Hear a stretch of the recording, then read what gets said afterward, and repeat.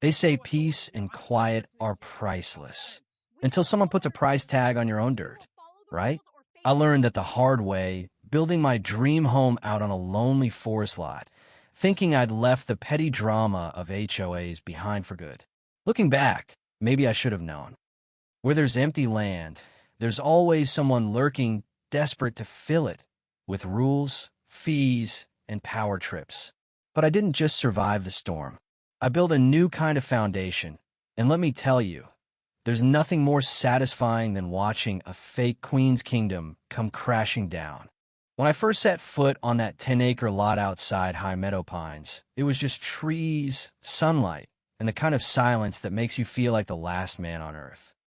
I've been a contractor long enough to spot trouble, so before signing a thing, I triple-checked.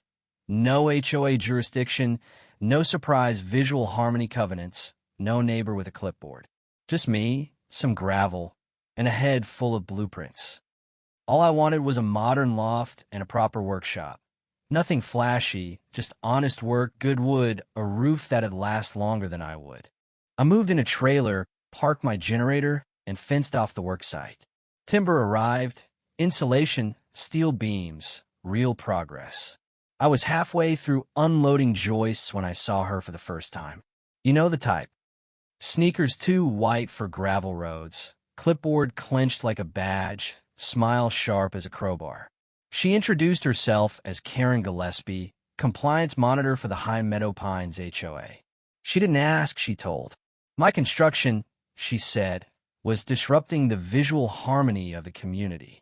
I told her, politely as I could, that my land wasn't under her jurisdiction. I'd checked, county records and all. She didn't flinch. This lot falls within our visual corridor, she said, like the trees were going to tattle on me. I showed her my permits, my boundary map, even my septic plan. She just clicked her tongue, said she'd be submitting a formal complaint, and stormed off, her sneakers barely picking up dust. You'd think that'd be the end, but HOAs, real or imagined, never back off after one loss. Next morning, I found a big white chalk X scrawled on my driveway posts. The cameras caught a blurry figure, Karen's height, sneaking in at midnight. I shrugged it off, wiped the marks, and welded up steel gate poles just to make a point. Not your sandbox, not your rules. But she kept pushing. A black SUV rolled in. Karen again, telling me the county will be interested. I told her to bring coffee for when they showed up. She left, but the tension hung in the air, thick, sour, like rain that won't fall. I worked long days, kept my head down, and made real progress. For a while it was quiet, but you know how that goes. Quiet means they're plotting. Soon enough, a county inspector showed up, Jim Norris, clipboard in hand, but no attitude. He'd gotten a complaint about unauthorized commercial construction, wildlife, truck traffic, the usual HOA kitchen sink. I showed him everything, permits, zoning, the works. He nodded, said my paperwork was solid, but warned me. Folks like this, they don't let go easy. That night, a glossy flyer appeared in my mailbox. Unregulated construction threatens our neighborhood. Photos of my trailer, quotes from concerned residents, contact info for the HOA. I laughed, dropped the flyers in a bin, and checked the camera. Sure enough, someone had slipped them in at 2 a.m., sneaking in from the HOA side. So I got a drone. Not to spy, just to record, timestamp proof. By now, it was clear this wasn't about aesthetics. It was about control. My phone buzzed, a blocked number. Karen's voice. You've been warned, Mr. Westbrook. The community is organizing. I saved the message, 3 copies, just in case. This was turning into a siege, not a dispute. The real escalation came with a roar of diesel.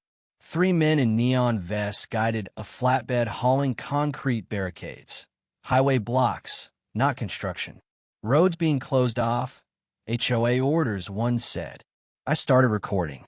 This road is public, maintained by the county. You can't block my access. They shrugged. Karen appeared, clipboard and walkie-talkie, smug as ever. Emergency Access Protocol, subsection 9.7, she intoned. I dialed a sheriff. Deputy Lopez arrived, cool and direct.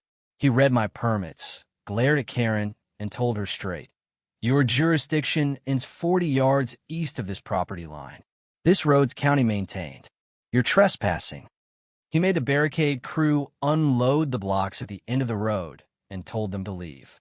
Karen glared at me like she'd just bitten into a lemon. "This isn't over," she hissed. "Oh, but it was just getting started." Next morning, I found a rusted barrel, red, stenciled, flammable, in my driveway. Checked the cameras. One of Karen's lackeys rolled it in at 2:28 a.m. Within hours, the HOA showed up with a fire marshal, claiming a hazardous material report. I played them the security footage, caught red-handed. Deputies arrived, the barrel got hauled away, and Karen, cornered, stammered about community safety. When shown the video, she went pale. I made sure the sheriff had a copy. That afternoon, I installed a strobe alarm and a third camera. But Karen wasn't done. Next came a fake court order, sloppy forgery, wrong seal, outdated judge's name. Deputy Lopez brought it to me, said Karen flagged him down, and insisted I was violating county orders. I handed over more footage, her pacing outside my gate with the forged paper. Lopez said, "She's pushing this narrative you're building illegally. Lawyer up." Good advice. I was ready. Then came the circus, a freelance news crew, Karen wielding her fake order, demanding I vacate immediately. I filmed them right back. "This land is mine. You're brandishing a forged court document on video." That clip went online, and the comments didn't go her way.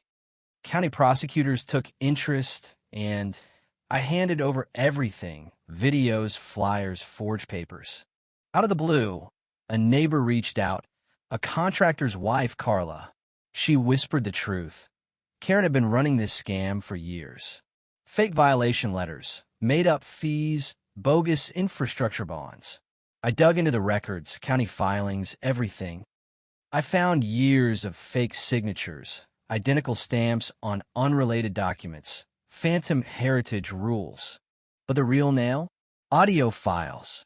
Deputies raided Karen's home on a Tuesday morning. Inside, they found a USB stick, her voice, clear as day, bragging about faking signatures, inventing fees, and targeting people she didn't like. She got cuffed and booked. Multiple counts of fraud, falsifying documents, criminal harassment. Neighbors came by, embarrassed and angry, asking what would happen next. Some thanked me. Some just wanted it all to end. A local reporter asked for my story. I gave it, but only if they told the bigger truth. This wasn't just about one rogue queen. It was about the system, about fake authority that survives only because good people look the other way. 3 weeks later, the ruling came down. $650,000 awarded to me for damages and distress. Karen denied bail. The HOA's accounts frozen, and the county launching a formal review. The HOA, as a legal entity, died on paper. Neighbors voted to dissolve it. Lawsuits piled up, and the High Meadow Pines name was wiped off the registry. I didn't celebrate. I finished my loft, set up my shop, and welded a steel sign for the gate. No HOA zone. This property operates under the United States Constitution. Orders started rolling in for custom furniture, and my story became good marketing. Apparently, people like a craftsman who stand his ground. Doug, my old friend and now legal consultant, and I launched Landright, a project helping other landowners stand up to HOAs. We spoke at county fairs, law schools, and anywhere people needed to know their rights. Turns out, there are plenty of folks out there who just want peace, and the only thing standing in their way is a piece of paper and a bully with a clipboard. What did I learn? Fake authority only works when you let it. Once you shine a light on the scam, there's nothing left but one more would-be tyrant caught with her hand in the cookie jar. I became a symbol, I guess, but all I ever wanted was quiet, the real kind. Just wind in the trees, the whir of a saw, and the knowledge that my land is truly my own. So let me ask you, where do you draw the line between keeping order and feeding someone's thirst for control? When does a rule become a weapon? I want to hear your story. Drop your thoughts below. Tell me, when have you stood up to someone trying to steal your peace, your rights, your home? What did justice look like for you? And if you've ever tangled with an HOA, where you're living through your own nightmare, don't let them bury you in paperwork. Stand your ground. Sometimes, the only thing more powerful than their rules is the truth.